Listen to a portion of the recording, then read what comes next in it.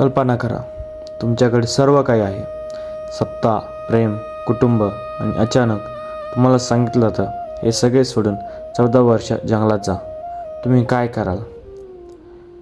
प्रभू श्रीरामांनी कोणताही प्रश्न न विचारता, कोणतीही तक्रार न करता वनवास स्वीकारला. प्रश्न असा आहे, रामाने राज्य सोडून वनवास का निवडला? ही फक्त एक घटना नाही, हा रामायणातील सर्वात मोठा निर्णय होता. राजा दशरथांनी रामाला राजा बनवायचं ठरवलं होतं. संपूर्ण अयोध्या आनंदात होती. पण त्याच वेळी कैकेयीने 2 वचनं मागितली. रामाला 14 वर्ष वनवास आणि भरताला राज्य. आता विचार करा, राम सहज म्हणू शकले असते, हे अन्याय आहे, पण त्यांनी तसं केलं नाही. कारण रामासाठी राजापेक्षा मोठं होतं धर्म आणि वचन. रामाला माहीत होतं, जर त्यांनी विरोध केला तर पित्याचं वचन तुटेल आणि राजा म्हणून दशरथांची प्रतिमा खराब होईल. म्हणून त्यांनी स्वतःचा त्याग केला आणि पित्याचं वचन आणि धर्म वाचवला.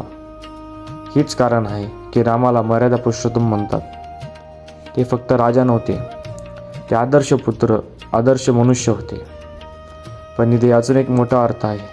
जर राम वनवासाला गेले नसते तर रावणाचा अंत झाला नसता आणि धर्माची स्थापना झाली नसती.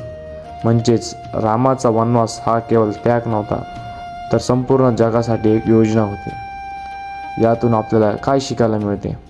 आयुष्यात कधीकधी आपल्याला काही गोष्टी सोडाव्या लागतात, पण जर त्या योग्य कारणासाठी असतील तर तो त्याग नसून तो आपल्या जीवनाला योग्य दिशा देणारा निर्णय असतो.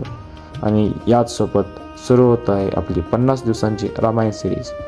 दररोज आपण रामायणातील एक नवीन, खोल आणि रोचक विषय समजून घेणार आहोत.